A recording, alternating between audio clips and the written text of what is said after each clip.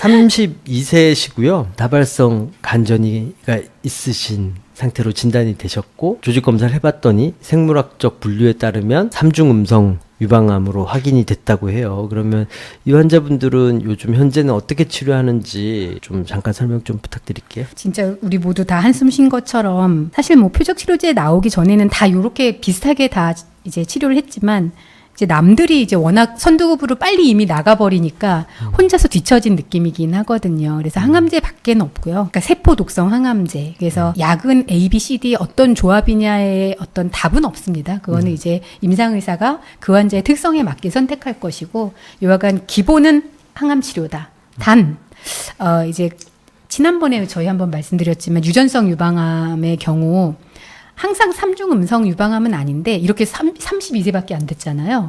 그리고 처음부터 이렇게 막 어린 나이에 왔을 경우는 혹시 유전성 유방암이 아닐까라는 이제 어떤 의심을 갖고 검사를 해보는 게 좋습니다. 유전성 유방암이고 브라카, BRCA라고 지난번에 1, 2 했었는데 브라카가 있는 경우는 요즘은 또 이제 표적 치료제가 나온 것들이 있거든요. 아직 상품화되지는 않았지만 이제 거의 직전인 단계의 약제들이 있어서 예, 그래서 그러니까 써볼 수 있는 게 있는 거죠. 네, 그런 그 검사도 또 중요하네요. 네네. 네, 그러면 이제 그게 나오면은 가족들에 대한 검사도 해야 되고 또 그거 자체가 있는 것으로 해서 또 어떤 연구라든가 이런 것들에 대해서 좀 할 수 있는 어떤 기회가 생길 수도 있고 그렇죠. 예.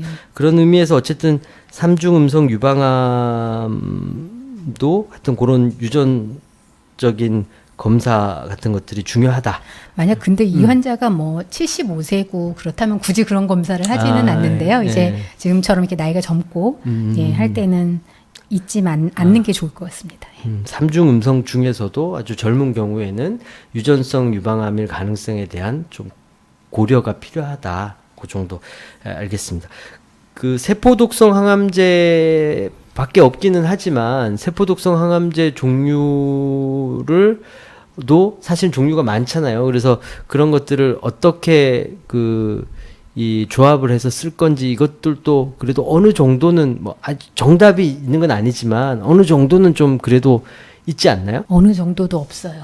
어느 정도도 없어요. 네. 그러니까 그러니까 효과가 좋은 항암제. 일단은 제일 좋은 게 아까 말한 빨간약, 그다음에 탁세인이 모든 유방암 치료에서 랭킹 1, 2번이에요. 그냥 그 랭킹이 일단 가장 먼저 들어가는 건 맞아요. 네, 알킬레이팅 에이전트 연구들은 좀 어떤 것 같아요? 좀 시스플라틴 같은 뭐 이런 거?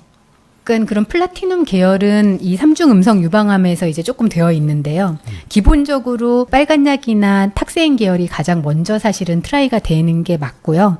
근데 이제 요즘 나온 데이터는 지금 말씀하신 것처럼 플라티눔 계열의 약제들이 이제 3중 음성일 때 반응이 있는 것으로 되어 있어요. 그래서 뭐 시스플라틴, 카보플라틴, 뭐 보험은 시스플라틴이 먼저 앞속에서 보험이 되기 때문에 많이 쓰는데, 그래서 다른 항암제 플러스 플라티눔 이렇게 해서 3중 음성에서는 상당히 쓰는 편입니다. 네. 알겠습니다. 어쨌든 이런 암들이 사실 요 정도밖에 치료 못하고 있는 암들이 사실 되게 많은데 유방암에서는 이거 하는 게 뭐 엄청 뒤떨어진 것처럼 생각되는 정도로 그죠? 상대적인 빈곤감이 있어요.